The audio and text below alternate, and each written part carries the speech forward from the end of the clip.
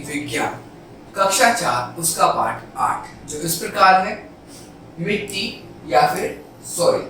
मिट्टी व सॉइल के बारे में पढ़ेंगे, क्या होती है ना, और इसके क्या क्या प्रकार होते हैं, किस किस प्रकार में पाई जाती है, उसके बारे में हम पढ़ेंगे इस चैप्टर में। तो आइए अपने वीडियो को शुरू करते हैं।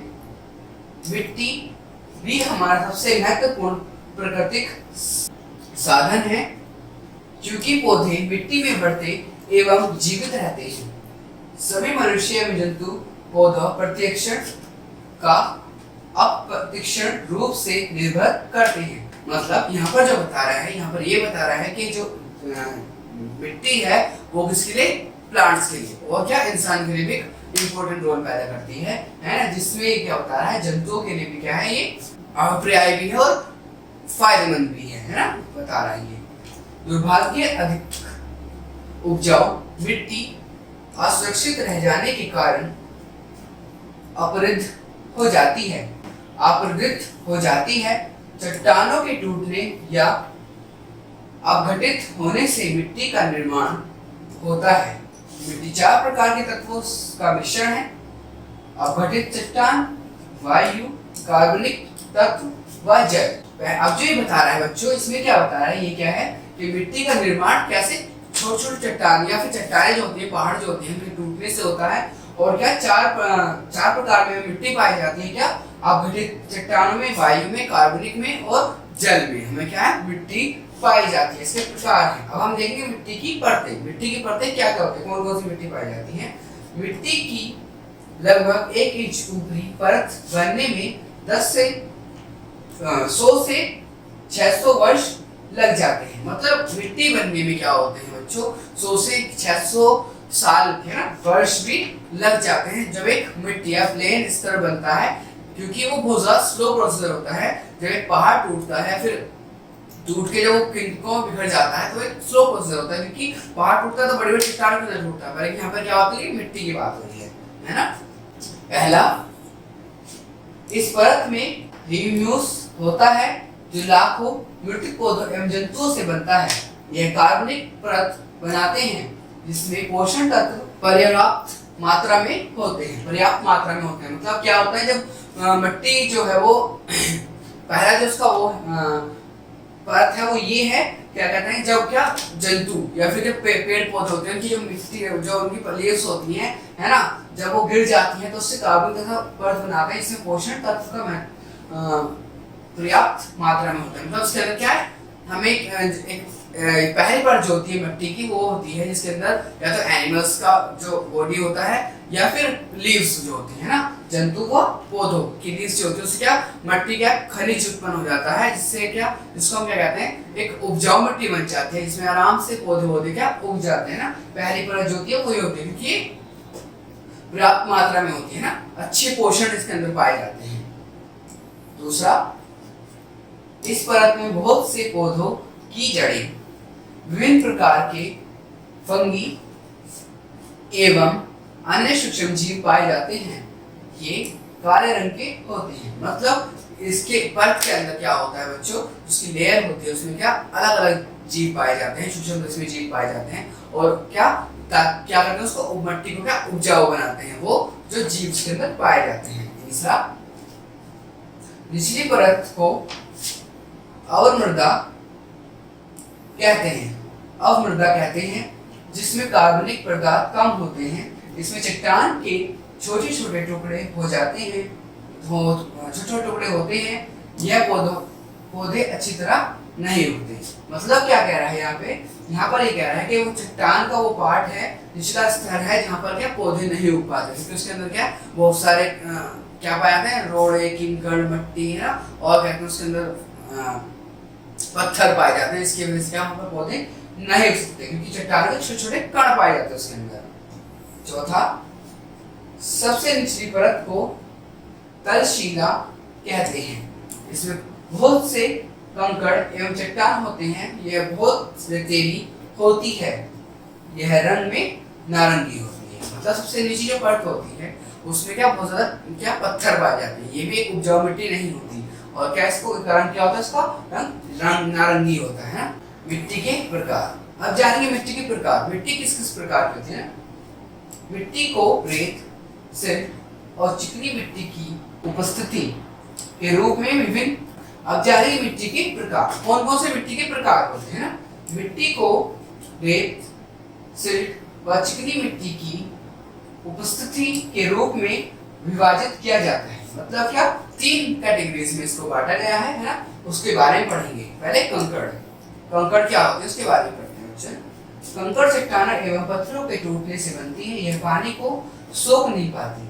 क्या होता है? कंकड़ क्या है? पत्थर टूटते हैं, बड़े बड़े पत्थर हमने देखेंगे हिल्स पे जाते हैं हम घूमने के लिए, तो वहाँ पत्थर लैंडस्लाइडिंग होती है तो वहाँ पत्थर गिर जाते हैं, पर लेकिन उसको क्या पत्थर क्या हो सकते हैं? मिट्टी पानी को सूख नहीं पाते हैं ना, हम लोगों ने देखा भी। दूसरा है रेत। रेत क्या होती है? चट्टानों के रेत कणों से बना होता है।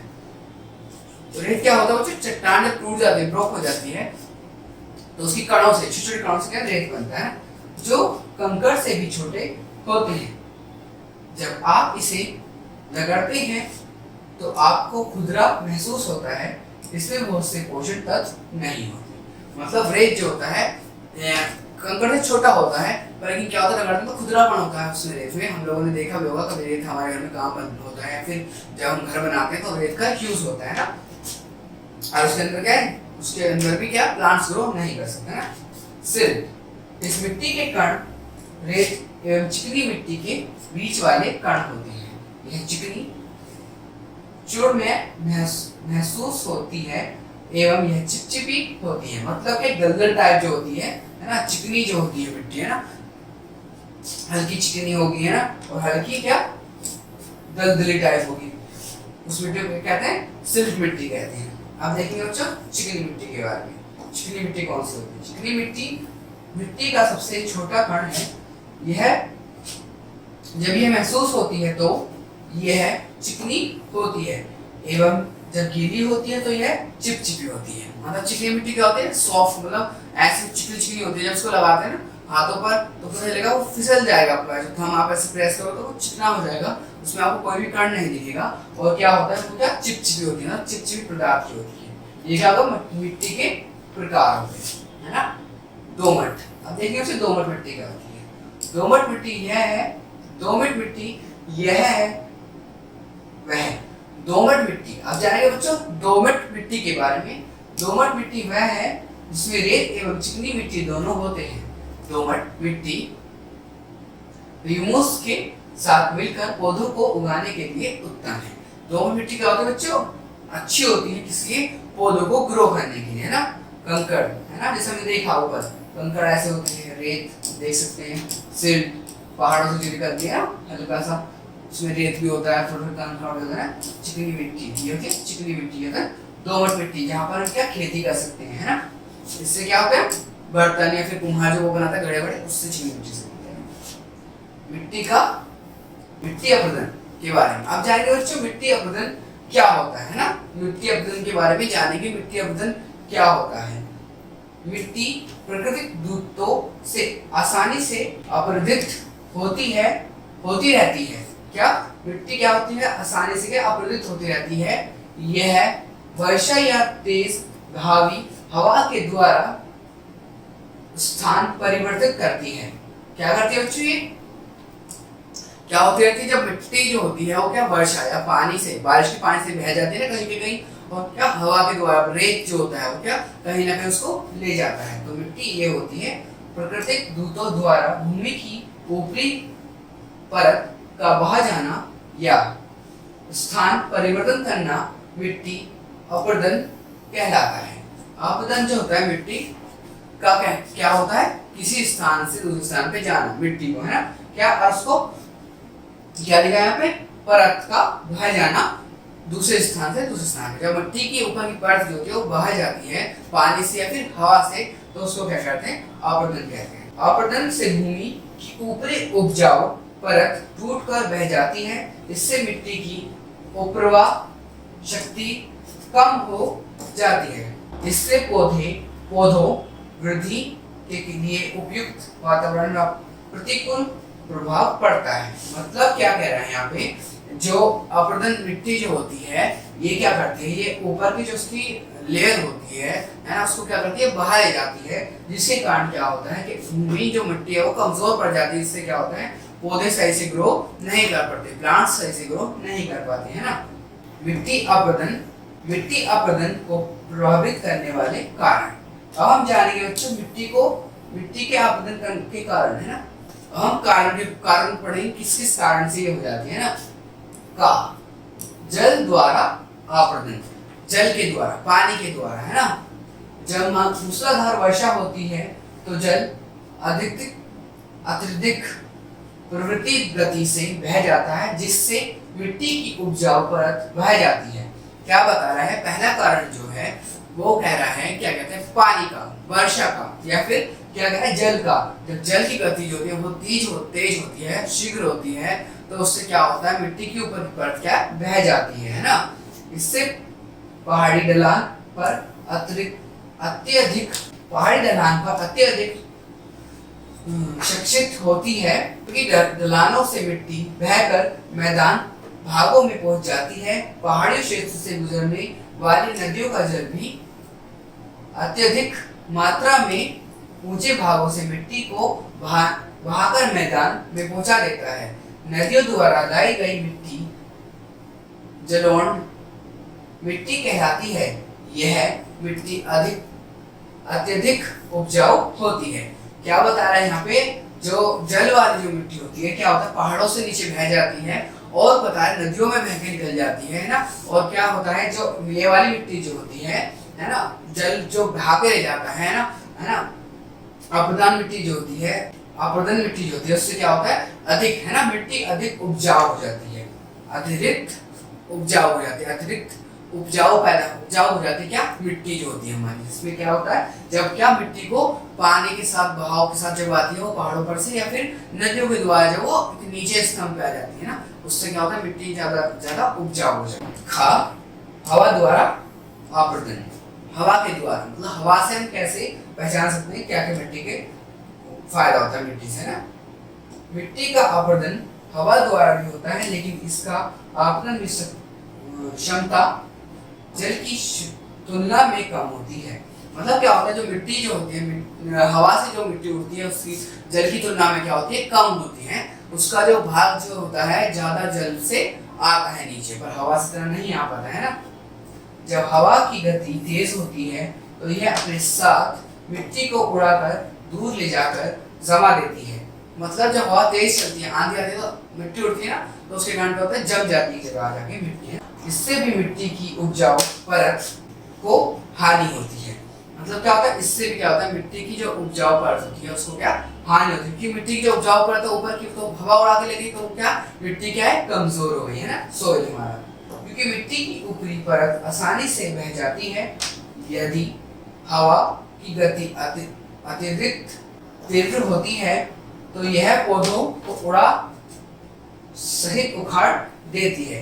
मतलब क्या, जब हवा की गति बहुत ज्यादा तेज होती है तो क्या होता है बच्चों, तो क्या ये पौधों को तो उड़ा देती है, साथ साथ मिट्टी को तो उड़ा देती है, साथ साथ क्या पौधों को, जो छोटे छोटे पौधे होते हैं जो मिट्टी की ऊपरी परत पर लगे होते हैं, उनको भी उड़ाकर ले जाती है ना। कभी कभी किसानों द्वारा मिट्टी में मिलाए गए खाद भी उड़ जाती है, जिससे किसानों को काफी क्षति होती है। क्या होता है, कभी कभी क्या होता है, खाद भी, जो खाद मिलाते हैं ना किसान अपने सॉइल के अंदर, मिट्टी के अंदर, तो वो भी हवा से उड़ जाती है, पानी से बह जाती है, जिससे किसानों को बहुत ज्यादा नुकसान होता है, क्योंकि उपजाऊ मिट्टी तो चली गई है ना। अब क्या, अब देखिए वन नाशन के बारे में पढ़ेंगे। क्या होता है, घरों के विकास के लिए जंगलों को हटाया जाता है, पेड़ों को जलाया जाता है, जिससे शीघ्र ही कार्बनिक पदार्थों की हानि होती है। क्या बता रहा है, वन नाशन जो होता है ये होता है जब हम वनों को क्या नाश करते हैं, साफ लैंग्वेज में, सिंपल लैंग्वेज जो बता रहा है। इससे क्या होता है, जब हम क्या करते हैं, इसमें क्या हटाया जाता है, पेड़ों को जलाया जाता है, उससे क्या होता है, हमारे पेड़ जब खत्म हो जाते हैं तो क्या कार्बन जो स्तर है वो क्या बढ़ जाता है ना, कार्बन स्तर। अतिचरण के बारे में, अतिचरण क्या होता है, पशुओं के अत्यधिक चरने से उपजाऊ भूमि घास की अपर्याप्त अपर्याप्त मात्रा बनती है, फलत मिट्टी के जीव मर जाते हैं एवं मिट्टी की उर्वरता नष्ट हो जाती है। अपर्याप्त घास के कारण वर्षा भूमि का कटाव करती है।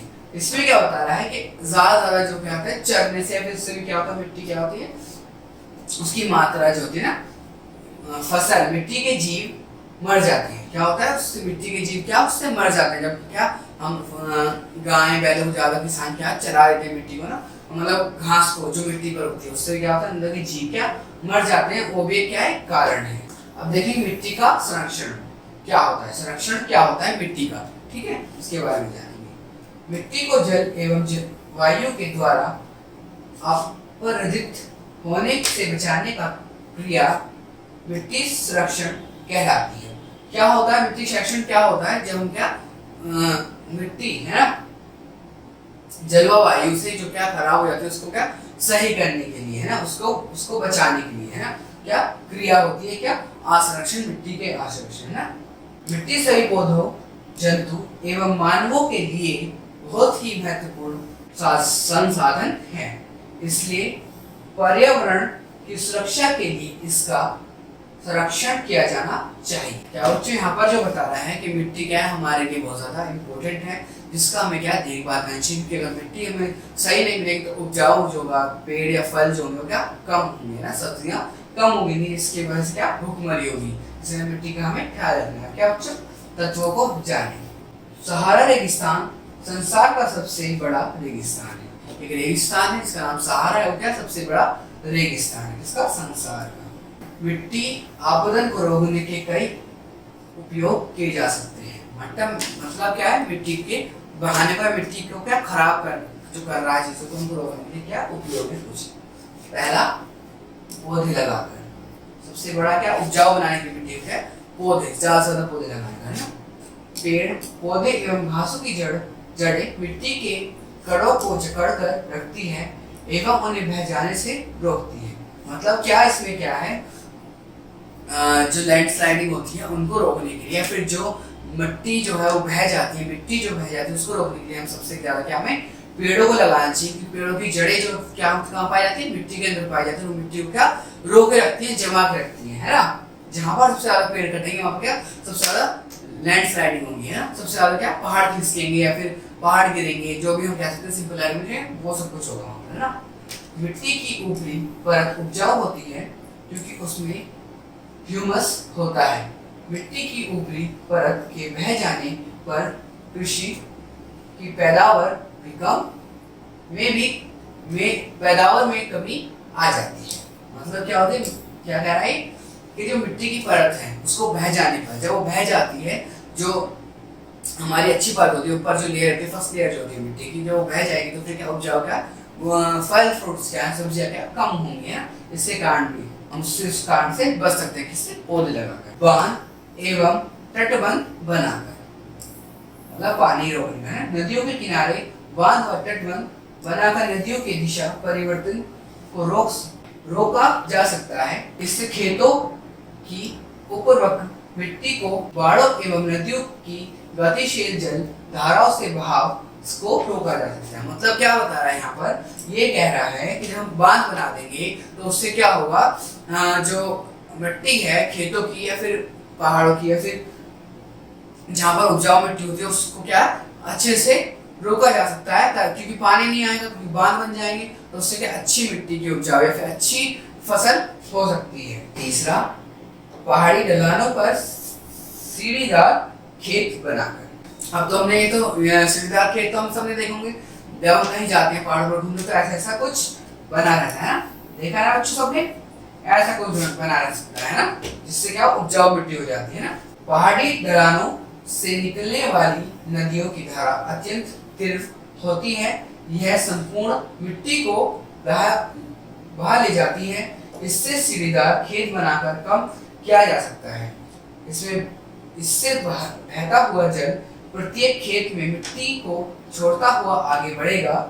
इससे जल की गति में गिरावट आएगी, जिससे मिट्टी का अपरदन कम हो जाएगा। यहाँ कह रहा है बच्चों सिंपल है, ये बताता हूँ आपको कि क्या जब ये ऐसे हम सीढ़ीदार खेत बनाएंगे पहाड़ों पर तो क्या होगा, जब जल आएगा तो क्या स्टेप बाय स्टेप क्या उसका उपजाऊ मिट्टी क्या लेयर जो है वो रुकती जाएगी, जिससे क्या होगा, तो नुकसान नहीं होगा और क्या पानी की जो स्पीड है वो भी क्या कम हो जाएगी जब हम ऐसे घर बनाते हैं कहाँ पर, पहाड़ों पर।